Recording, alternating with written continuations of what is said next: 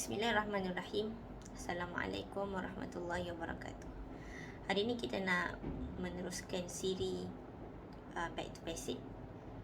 Kebetulan kita berada di waktu-waktu yang sukar mengambil tahu isu saudara kita di Palestin. Jadi saya ingat platform Back to Basic ini antara peluang yang terbaik lah untuk menerangkan tentang keprihatinan kita dalam isu ni. Kenapa Back to Basic? Kerana Alhamdulillah kita tengok seluruh Malaysia, isu Palestin ni bukan sahaja diambil tahu oleh orang Islam dan orang Melayu, namun sekarang ni telah menjangkau kepada masyarakat non-Muslim dan masyarakat yang bukan Melayu. Satu pencapaian yang sangat kita hargai, hasil usaha ramai pihak, terutama NGO yang daripada dulu lagi berkempen, daripada zaman tak dapat sambutan sehingga kini mendapat sambutan di peringkat kerajaan. Jadi kita bersyukur atas rezeki Allah Subhanahu Wa Taala, yang mana isu Palestin ini dah jadi isu yang kita berkongsi bersama, isu yang mana menyatukan kita atas nilai-nilai murni, kan? Kita kembali kepada yang asas supaya kita punya peranan kita dalam isu ini ada sebab. Waktu saya pergi ke himpunan Solidariti di Bukit Jalil, kita dapat rasa semangat ramai orang, terutama apabila laungan Free Palestine, Hancur Zionis, takbir dilaungkan. Ia membakar semangat kita semua pada waktu itu, kan? Contohnya kita setiap hari membuka laman sosial dan kita melihat update tentang saudara-saudara kita di Palestin. Kita menjadi affected emotionally. Affected emotionally adalah kayu api lah bagi saya, kayu api ataupun minyak yang membakar. Tetapi bahan asas dia apa?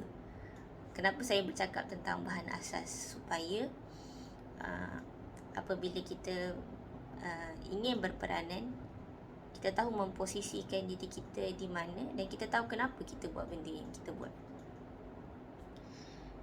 Bukan semata-mata kerana sentimen, bukan semata-mata kerana rasa benci terhadap Zionis, namun kerana kita ada wawasan benda ni bermula daripada sesuatu dan perlu berakhir dengan sesuatu. Saya suka apabila Perdana Menteri Malaysia pada ucapan beliau dalam himpunan di Bukit Jalil bertanya satu soalan beberapa kali: ke mana kita selepas ini?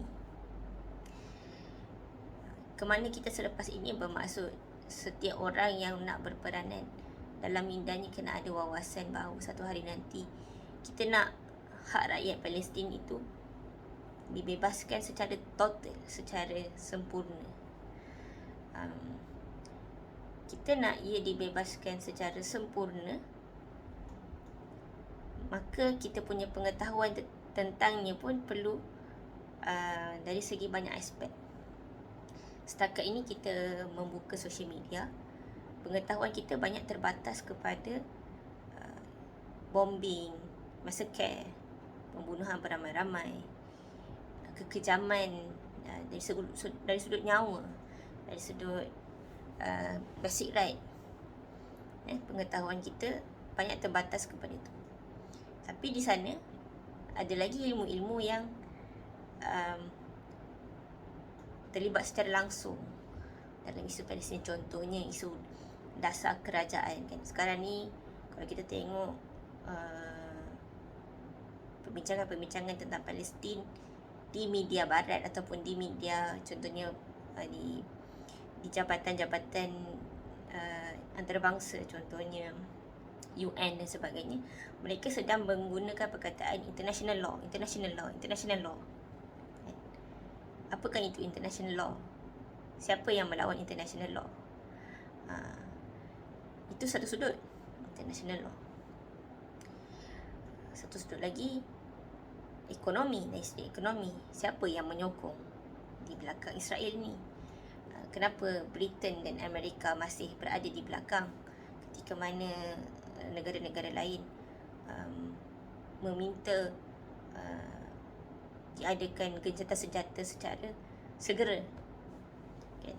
Ada urusan ekonomi seperti mana yang dikatakan oleh Erdogan baru-baru ini ketika beliau mengatakan Barat menyatakan bahawa Hamas adalah teroris kerana Barat memiliki hutang yang banyak dengan Israel, tetapi Turki tidak berhutang dengan Israel. Maka kami mengatakan Hamas adalah gerakan yang memperjuangkan hak negara mereka, adalah golongan mujahidin. Kita nampak banyak naratif di sini bermaksud apabila kita mengambil tahu ataupun apabila kita memikirkan tentang Palestin, kita berharap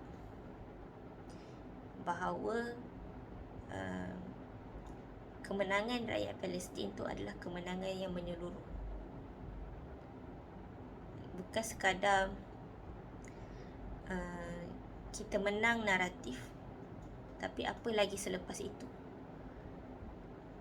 Kerana itu saya sangat menghargailah secara personal usaha yang dilakukan oleh Perdana Menteri kita pergi bertemu dengan ketua-ketua negara Arab yang merupakan jiran kepada Palestin untuk berunding macam mana nak buka sempadan, apa yang perlu dibuat lagi. Kesatuan tu penting pada saat ini di peringkat kerajaan kerana ia merupakan kekuatan yang efektif. Okey, itu daripada peringkat kerajaan. Bagaimana pula di peringkat kita yang biasa-biasa ini? Saya suka menekankan bahawa back to basic kita dalam urusan Palestin banyak kembali kepada kempen edukatif. Maksudnya apa bila sebut kempen edukatif? Maksudnya apa saja yang kita mahu muat naik di sosial media tentang Palestin, gunakanlah peluang itu untuk berkongsi informasi yang educate masyarakat sekeliling tentang hakikat sebenar yang berlaku di Palestin. Apa saja yang kita cuba tulis bukan semata-mata dengan semangat dan sentimen, walaupun kita tahu semangat dan sentimen itu penting, kan? Semangat persaudaraan, ukhuwah Islamiah itu sangat penting. Namun ambillah peluang setiap kali kita diberikan peluang lah, kan, untuk berucap ataupun untuk berkongsi di sosial media. Gunakan peluang itu untuk memberikan knowledge based information. Apa maksud knowledge? Apa maksud education ni? Maksudnya ilmu yang kita berikan tu konkret, menjadi batu bata untuk orang memahami secara keseluruhan apa yang berlaku di Palestin ni sebenarnya. Contoh, saya suka bila dalam ucapan-ucapan NGO yang pada perhimpunan yang lalu, sebahagian NGO dan menteri sendiri mengambil peluang untuk bercakap dalam 10 minit ke 2 minit ke 10 minit tu untuk memberitahu angka, untuk memberitahu fakta sejarah, untuk memberitahu kronologi peristiwa perjalanan Palestin.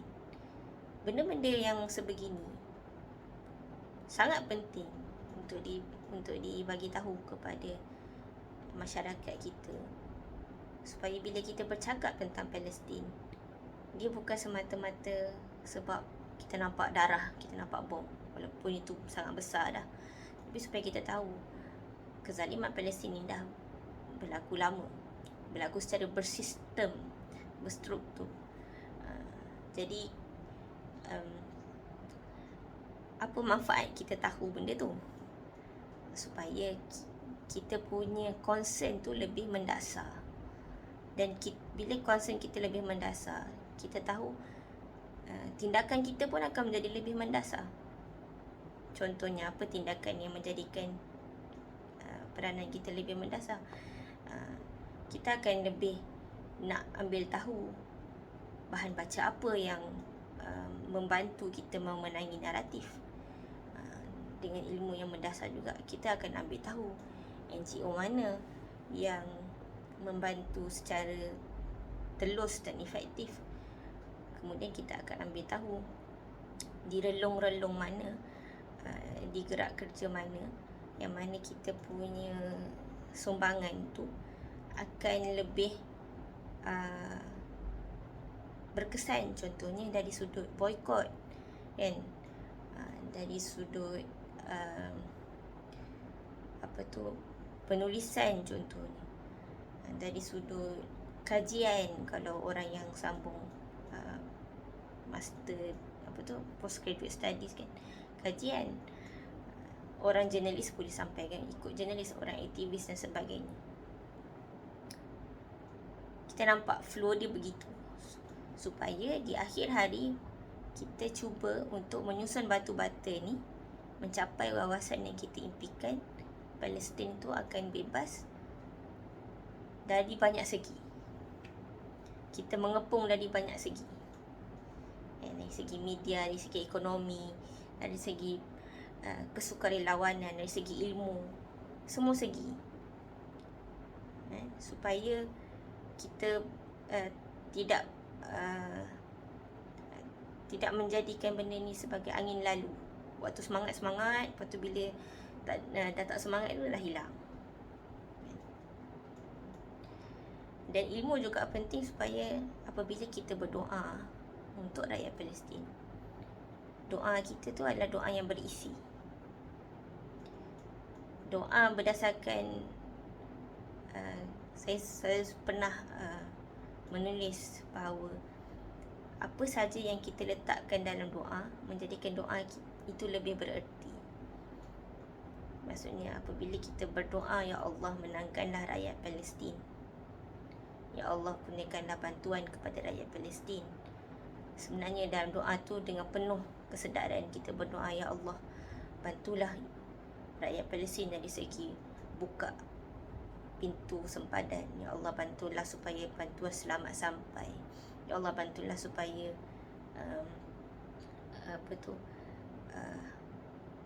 musuh-musuh menjadi lemah, hubungan mereka semakin renggang, tiada bantuan sesama mereka, sebab mereka tengah gang up untuk mengalahkan rakyat Palestin.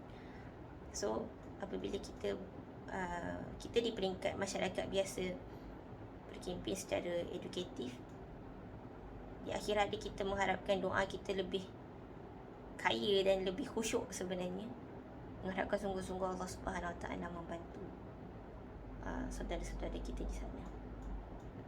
Jadi itulah sedikit daripada persoalan kembali kepada asas, yang bunyi agak berat tapi sebenarnya